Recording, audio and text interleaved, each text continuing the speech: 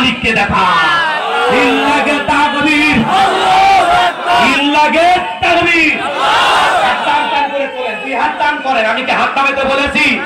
আচ্ছা, মাঝে মাঝে হাত একা করে তুলেছেন, তুই হাত সোজা করার শক্তি নেই, আপনি পুরুষ মানুষ, দুধ ডিম ভিটামিন ক্যালসিয়াম মাঝে মাঝে কিনে খাবেন, একেবারে দুর্বল হলে চলতে পারবেন। হাত সোজা করেন, সোজা করেন। আমার আল্লাহ রাব্বুল আলামিন বলেন, ইন্নাল্লাহা আশতারা মিনাল মুমিনিনা আনফুসাহুম ওয়া আমওয়ালাহুম বিআন্না লাহুমুল জান্নাহ। সূরা তাওবার 111 নম্বর আয়াতে আল্লাহ পাক জানিয়ে দিলেন, নিশ্চয়ই মুমিন বান্দার জান মাল আমি আল্লাহ ক্রয় করে নিয়েছি, বিনিময়ে দেব জান্নাত। বলুন সুবহানাল্লাহ। তাহলে বলেন তো বাজান, আপনার আমার জীবনের মালিক কে? আল্লাহ। আপনার আমার সম্পদের মালিক কে? আল্লাহ। আল্লাহ দেয়া জীবন, আল্লাহ দেয়া সম্পদ আল্লাহর পথে খরচ করতে রাজি আছেন তো মুসলমান? রাজি আছেন তো ইনশাআল্লাহ? ইনশাআল্লাহ। হাত নামান, শুধু ডান হাত তুলে রাখেন, শুধু ডান হাত, শুধু ডান হাত।